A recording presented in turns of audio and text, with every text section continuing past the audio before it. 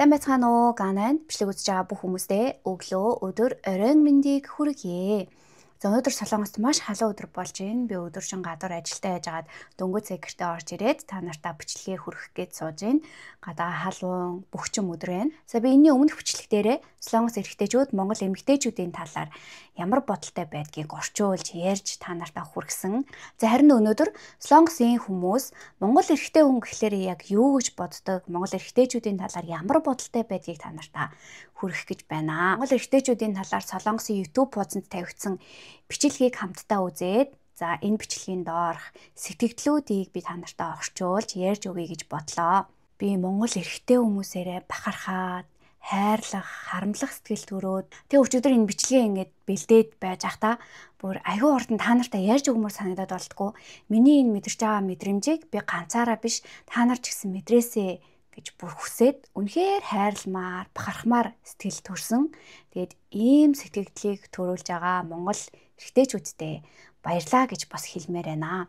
Тэгээ би бичлэгээ эхлүүлэхээ өмнө Raspberry-ийн хоёр зарим гүнээс худалдаа авалт хийчлээ. Энийгээ идээд та нартайгаа ярилцъя гэж бодлоо. Солонгосын Lovely брендийн заримыг Монголд худалдаалагдаж эхэллээ. Байгалийн зэрлэг жимсийг бүхлээр нь агуулсан нэрс, амин дэмээр баялаг цэвэр манго, гүзээлтгэн болон алюминий амтыг нэг дор мэдрэх боломж, гадил болон шоколадны орцтой гээд 4 төрлийн заримыг Монголд худалдаалагдаж эхэллээ. Би 3 ширхэг аваад нэгийг нь бараг идээд усгачлаа. Дээрээ гүзээлтгэнтэй доороо алимтай энэ төрлөөс нь худалдаа авалт хийсэн. Ундаа умаар санагдаад, зарим идмээр санагдаад идэг нэг тийм үе байдаг да, тийм үед идчихвэл айгүй зүгээр. Та нар маань Raspberry-ийн заримнаас худалдаа авалт хийгээд амтлаад үзээрэй. За ингээд та бүхэндээ уг бичлэгэн дээр гарч байгаа Монгол эрчүүдийн талаарх 11 баримтыг танилцуулъя. Нэгдүгээрт Монгол жинхэнэ эрчүүд жирийн гудамжны танхаа этгээдийг ганц гараараа няц дарах тийм их хүчтэй. Бас тэд зодоон эхлэхээс өмнө харцны хүчээр л өрсөлдөгчдөө дараад авдаг гинэ. 2. Монгол эрчүүд тийм ч өндөр биш. Гэхдээ тэдний ясны бүтц нь маш бат бөх байдаг.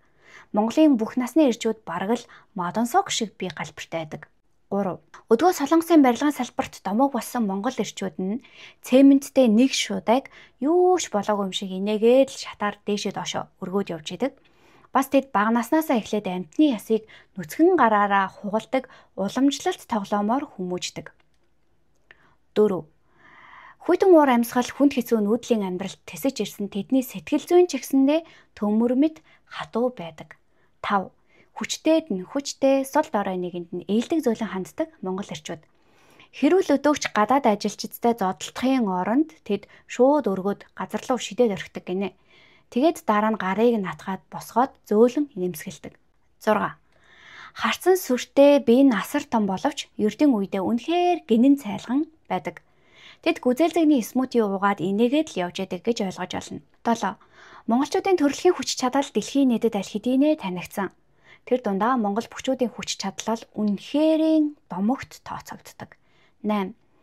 Жинхэнэ хүчтэй бие гэж ямар бие байдгийг тэднээс л харж олно. Зарим нь жаахан гидстэй, за ерөөхдөө махлаг мэт харагддагч тэдний бие нь маш хатуу, биеийн булчин шөрөмс нь шууд л нүдэнд харагддаг. 9. Монголын хөнгөн жингийн бүх гихтэл 123 кг жинтэй тухайг ганц гараараа өргөдөг бол дунд жингийн бөхчүүд нь үүн дээр 20 кг-ыг нэмээд нийтдээ 143 кг жинтэй тухайг хөнгөн өргөөд зогсож чаддаг. 10. Монголын нэг бүх 300 кг давсан жинтэй тэмээг 5 минут орчим өргөөд зогсож исэн. Бүх цуцаагүй байсан чинь тэмээн цогчоод хөдөлж ихсэн болохоор яах ч аргагүй буулгасан. 11. Монгол хөгчүүдийн дундаж жин нь 115 кг. За зарим нь бүр 160 давдаг гинэ. Эдгээр аваргуудын нэгэнтэй л гудамжинд таарах юм бол ерөнхийдөө өдөр нь 3 секундээс илүү ихсэлж харж чадахгүй. Монголчуудын өвгдөөс ийм биеэрээ морин дээр мордоод гартаа сэлэн бариад тулалдаж явсан гэж бодохоор л би царс хийж гинэ гэсэн байна. За ингээд эдгээр 11 баримтыг энэ бичлэгдээр ярьсан байна. За ингээд одоо энэ бичлэгний доор Солонгос хүмүүс ямар сэтгэлдэлтэйсэн байгааг та нартаа орчуулж ярьж өгье.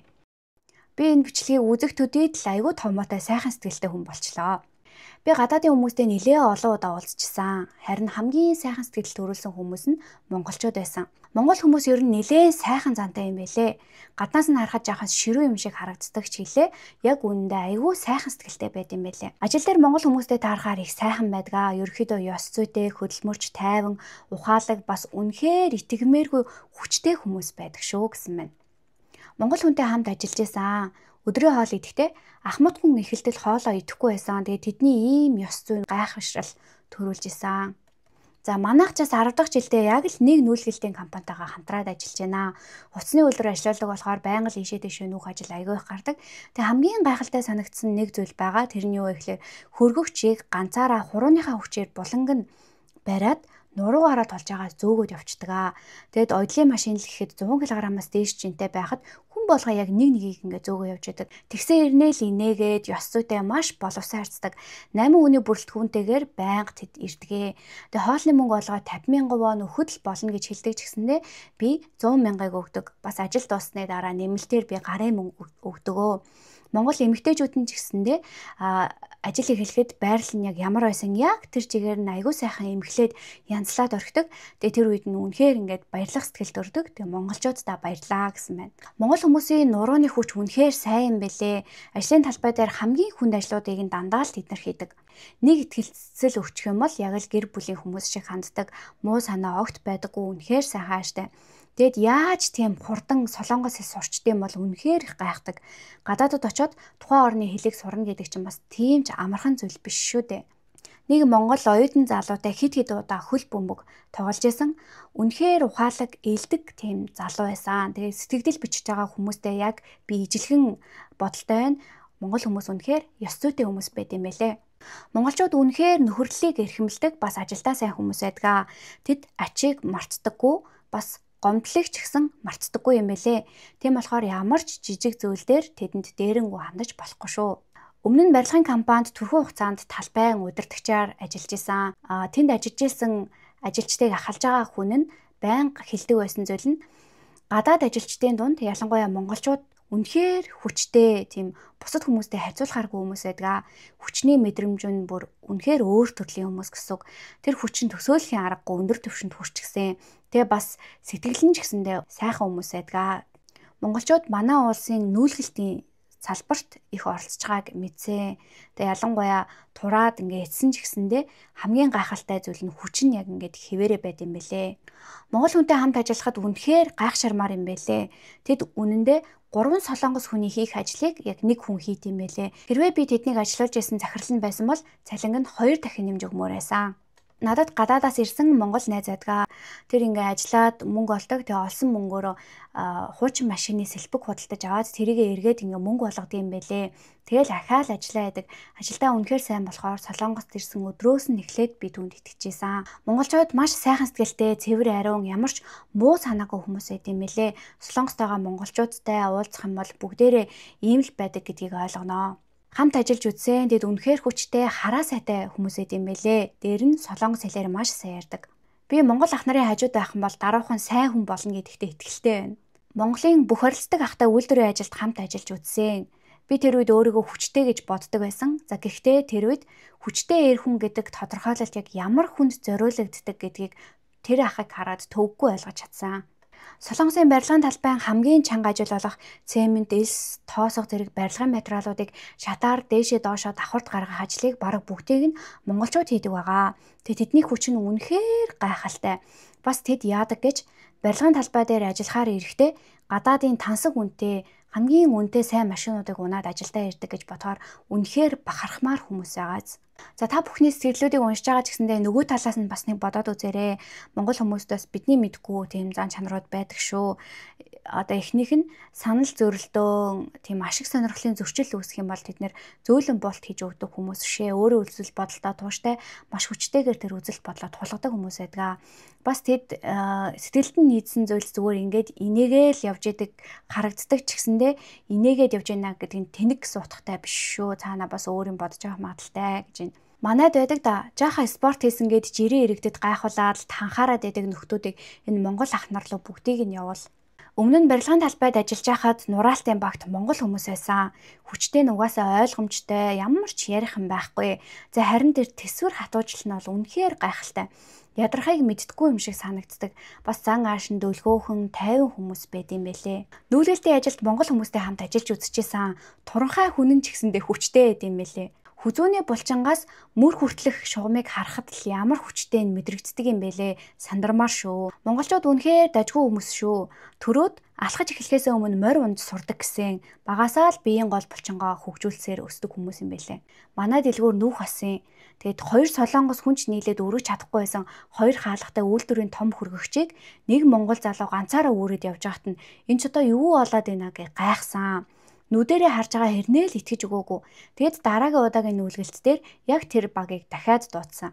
Тийм шүү, Монгол явж үтснээс хойш л мэдэрсэн. Тэгээ Европ руу довтолсон тэр үед нь монголчуудад ингээд жоохон л хөшөөрөг хийчихсэн байсан бол европчуудын толгой нухлагдах байсан гарцаагүй юм бэлээ. Эдгээр хүмүүс л манай улсын нүүлгэлтийн салбарыг авч явж байгаа гэж сонссон. Тэдэнгүүгээр бол солонгосын нүүлгэлтийн компаниуд бүгдээрээ хаалгаа барих хэрэгтэй гэсэн. Хүч нь бол үнэхээр амар. Дээрээс нь энэ ажил тэднэрт яг тохирсон юм шигэ. Энэ бичлэгийг үзээд нэг зүйл бодогдлоо. Тийм том биетэй бүрэн зэвсгэлсэн монгол цэргүүд олон удаа довтолж байхад тэдэнтэй тулгалдаж чадсан өвөг дээцээрээ их бахархаж байна. Надад нэг монгол найз байдаг. Тэгээ одоо хүртэл харж байсан хүмүүс дундаас хамгийн хатуу булчинлаг гартай нь тэрээ. Бас тэр хүч энтернд пүү юу вэ? Хүний хүч биш юм шиг санагддаг. 7 жилийн өмнө их сургуульд сурж байхад Америкт амьдардаг нэг монгол найз солилцооны оюутнаар ирж исэн. Тэгэхэд би шууд л анзаарсан. Биднээс биеийн бүтц нь аюу өөр юм байлээ. Би өөрөө 110 кг жинтэй байсан болохоор надаас том хүн харна гэдэг нь их ховор. Гэхдээ тэр найз бол бүтцээрээ бүр шаал өөр. Гарын булчин гуйн өгзөг цээж бүгд л аюу том. Тэгээд л ийм байгаа юм чи Европыг эзэлсэн байх нь аргагүй юм байна да гэж бодож исэн. Нүүлгэлтийн газар ажил хийж байхад монгол ахыг хараад бүр үнэхээр биширж исэн. Супер хүч гэж яг энэ л юм байна гэсэн бодол төрж исэн. Хоосон шүүгээ хоёр солонгос залуу чирээд бүр зөөхгөөд үүлээ үдчихсэн чинь дотроо ачаагаар дүүрчихсэн тийм шүүгээг монгол ах ганцаараа өргөөл явж исэн гинэ. Их ажлын бүтээмжин жирийн хүнээс 2 дахин илүү санагцсан. Чусонгийн усан онгоцны үйлдвэрт ажиллаж байхад тэнд гадаад ажилчдаар ажилладаг монгол хүмүүс нэлээд олон байсан. Тэд махан хуурга, махтай хоолой, хоолны тавган дээрээ бүр ингээд уур шиг овоолоод иддэг байсан. Хүч чадал нь бол ярих юм байхгүй. 10 жилийн турш барилгын ажил дээр монгол хүүхдүүдтэй ингээд хамт ажиллаж байна. Тэгэд тэр үедээ 100 удаа одоо энэ бичлэг үнэн гэдгийг мэдэрчсэн. Манай багийн ахлах дандаа тоглоод инээгээд хэлдэг нэг үг байдаг. Тэр нь юу вэ гэхээр энэ монголчуудад багаж хэрэгсэл өгөх шаардлагагүй гэж хэлээд инээдэг гинэ. Гэхдээ үнэнхээр хүчтэй хүч нь болоо бас л гайхалтай шүү. Корея улс ямар агуу байсан нь ойлгогдож байна. Ийм бие бэлдрийн хүчрхэг хүмүүс олноороо дайрч ирж байсан яг тэр дайнд эцсээ хүртэл эсэргүүцэж чадсан гэхээр манай улсынхан гайхалтай шүү. Би монгол хүмүүстэй олон жил хамт ажиллаж ирсний хувьд мэдэрч исэн маш олон зүйлс байгаа. Тэд бол үнэхээр хүчтэй хүмүүс гэдэг нь ярих юм байхгүй. Бас гэр бүл хамаатай садныхаа төлөө маш их санаа тавьдаг, бусдад төвөг удах дурггүй, өөрийнхөө байх замтай, тийм бахархмаар хүмүүс шүү. Амралтын өдрүүдээрээ нутгийнхаа найзуудтайгаа уулзах гээд 20 км гаруй газар бүр алхаад ингээд очиж ирснийг мэдх юм байна. Тэгэд хэдэн 10 жил хамт ажиллаж ирснийхаа дараа бодогдчихсэн нэг зүйл нь үнэхээр л эдгээр чинь Чингис хааны үр садан мөндөө гэсэн бодол төрж исэн. Зарим өөр улсаас ирсэн хүмүүстэй харьцуулахааргүй тэс өөр төвшний хүмүүс байдаг шүү. Монголд очиж үзсэн, бусад гадаад орны хүмүүсийг харах юм бол биеийн хөгжил нь муу хүмүүс ч гэсэн байгаад байдаг да. Харин Монголд бол ихэнх хүмүүсийн биеийн бүтцэн үнэхээр сайн хөгжсөн байт юм бэлээ. Тэгэд тэр айдас төрүүлэм харцсан ч бас үнэн шүү. Би солонгос хүн болохоор ч тэрөө би ингээд өөрөө яриа өдөөд юм асуух юм бол тэд надад ээлдэг хандчихсан.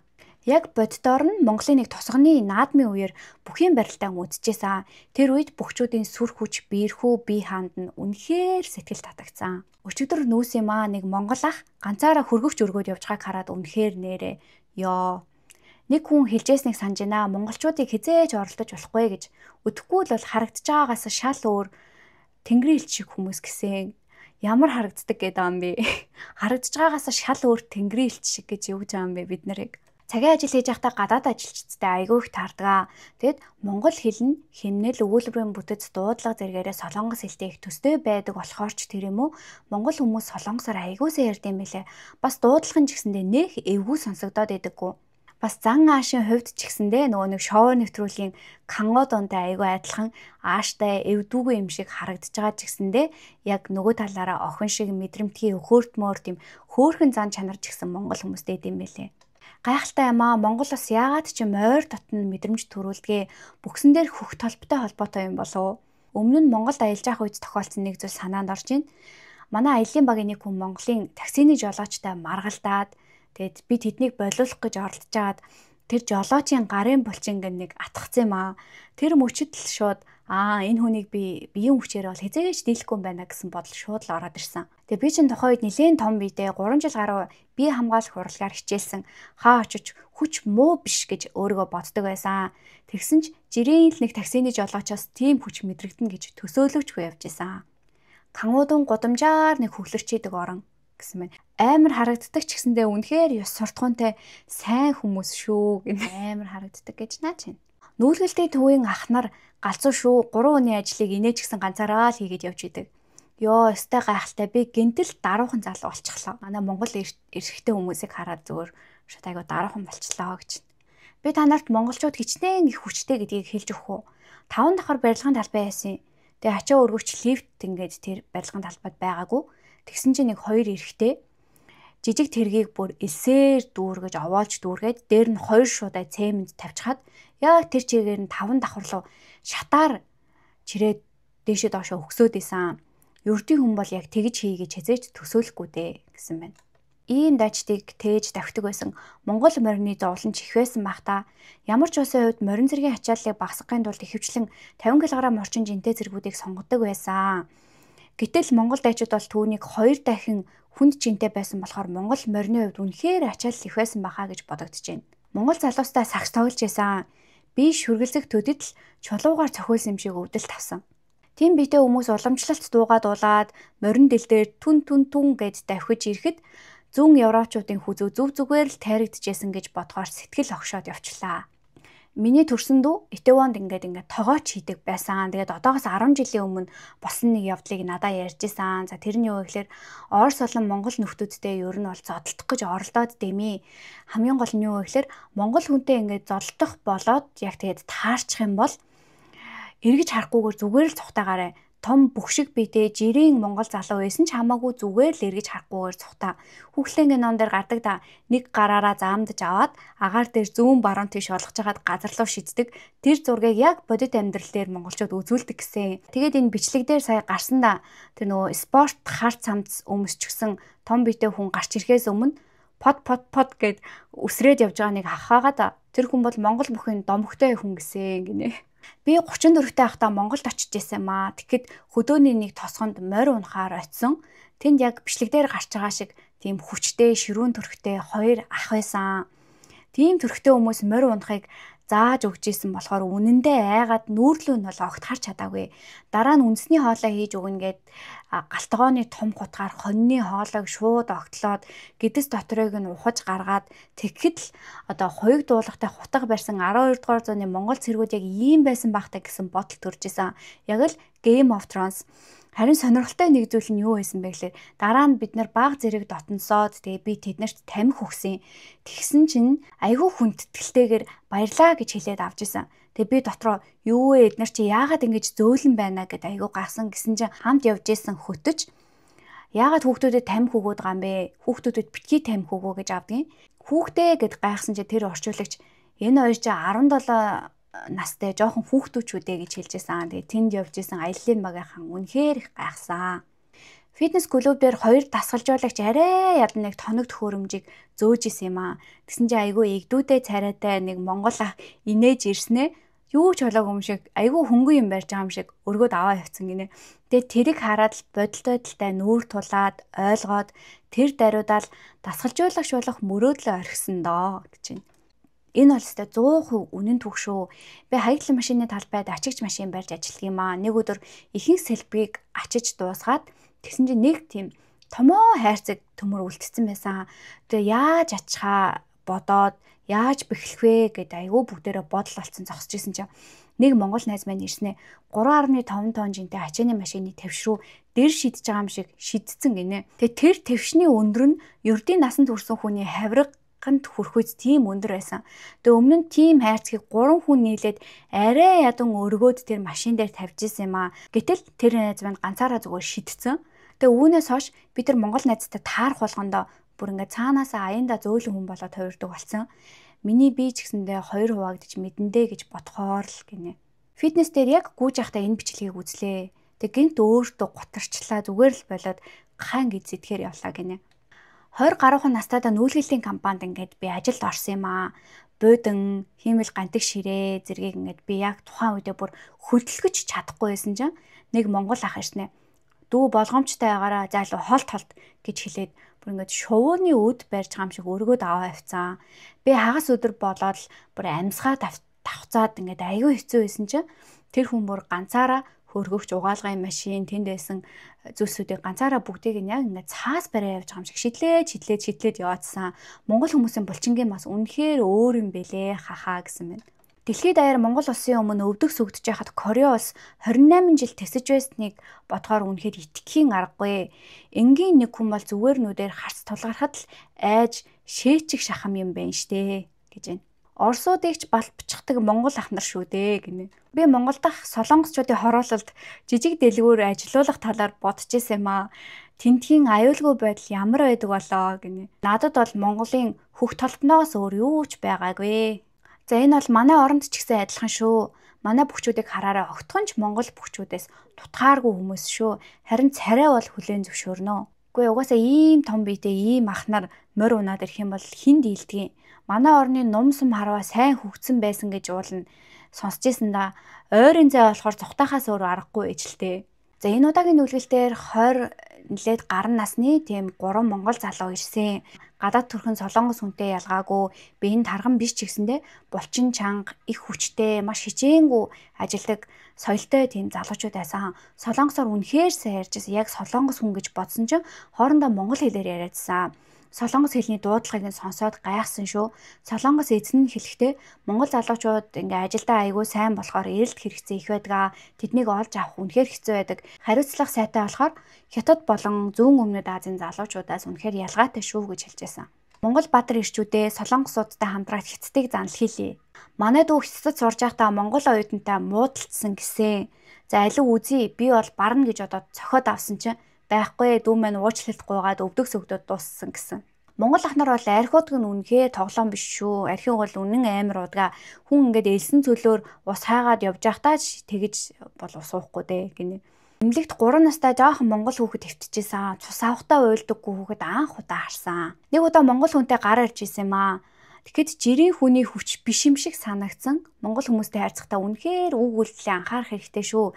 Тэд чамайг нуглаад хайчих чадaltaй хүмүүс шүү. Хэрвээ хэн нэг надаас чи аль улсынх нь сайн бэ гэж асуух юм бол би ямар ч эргэлзээгүйгээр Монгол гэж хэлнэ. Монголчууд үнэхээр сайхан сэтгэлтэй, ажилсаг, хариуцлагатай хүмүүс байдаг. Сэтгэл зүйн ч гэсэндээ манай улсын хүмүүстэй төстэй санагддаг. Бүр огт өөр улсын хүмүүс шиг биш байдаг. Дотн мэдрэмж төрүүлдэг шүү гэсэн байна. Манайд нэг монгол хүүхэд цагийн ажил хийж исэн юм аа. Үнэхээр ажилсаг бас сайхан ааштай байсан. Хамт ажиллаж исэн насчцуу солонгос хүүхдүүд нь жоохон үл тоогоод хүнд хэцүү ажлуудыг нь ганцаарнг нь тэрүүгээр хийлгээд байсан. Тэгээд үүнийг нь би ажиглаад солонгос хүүхдүүдийг бүгдийг нь ажлаас нь халах талаар бодож эхэлж исэн. Тэгээд нөгөө монгол хүүхдтэй ярьсан чинь нөгөө хүүхд чинь хэрэггүй та битгий ажлаас нь халаарэ. Би 6 сарын дараа Монгол руугаа ингээ буцах хэвээр. Тэр хугацаанд л энд байгаа болохоор танд үргэлж тусалж чадахгүй юм чинь бусдыг нь битгий ажлаас нь халаа гэж хэлжсэн. Тэгээ би тэрэнд солонгост ирээд сууршаажээ. Би чамд туслая шүү гэсэн чинь гэр бүл маань бүгдээрээ Монголд байдаг. Тийм болохоор би гэрлүүгээ буцах хэвээр гэж хэлжсэн. Хятадууд зүүн өмнөд Азийнхан үнэхээр амьдрах чадвар сайтай, ёс жудагтай хүмүүс байд юм шиг санагдсан. Зарим талаар солонгос хүмүүстэй адилхан юм шигэ гэсэн байна. Монголчууд бол үнэхээр бидний ахын дүүс шүү. Монгол ах нартай хамт ажиллахаар болсон юм аа. Тэгээ би ажлаа мэдэхгүй чадахгүй байсан чинь ах нар алуу бид нар хийчээ чи тамхи татаад иргээд хэлсэн. Тэгээ тамхиа татаад буцаад ирсэн чи ажлаа дуусгачихсан байсан. 2 цаг ажиллаад би 200 авч исэн. Тэгээ тэр монгол ах нартаа үнэхээр их баярлаа гинэ. Ямар хөөрхий. Хайртай шүү монголчуудаа гэсэн байна. За тэгээд энэ мэтчлэн монгол эрэгтэй хүмүүсийн хүчтэй бие бялдар чин сэтгэлээсээ ажиллаа хийдэг зан бусад орны хүмүүстэй бүр ингээд ямар ч харьцуулахааргүй тэр ажлын гүйцэтгэл зэргийг магтсан сэтгэгдлүүд бүр үнэхээр их байгаа. Тэгээ энэ сэтгэгдлүүдийг бүгдийг нь унших юм бол өнөөдөр дуусахгүй. Тэгээ би энэ дундаас ингээд за ганц нэг хоёр сөрөг сэтгэлийг нь ч гэсэн оруулъя да гэж бодсон ч гэсэндээ үнэхээр хайгаад би олж чадаагүй. За ингээд энэ удаагийнхаа бичлэгийг энэ хүрээд өндөрлүүлье. Миний бичлэгийг дандаа сууж тухлан үздэг та нартаа маш их баярлалаа. Миний бичлэг таалагдсан бол лайк болон subscribe дарж сэтгэгдэл бичээд намайг дэмжээрэй. Дараагийн бичлэгээр дахин уулзтлаа. Түр баяртай. Бас манайхаа хамтран ажиллах саналыг би мэйлээр хүлээж авч байгаа болохоор та нар маань над руу мэйлээр хамтран ажиллах саналаа явуулаарай. Дараагийн бичлэгээр дахин уулзтлаа. Түр баяртай.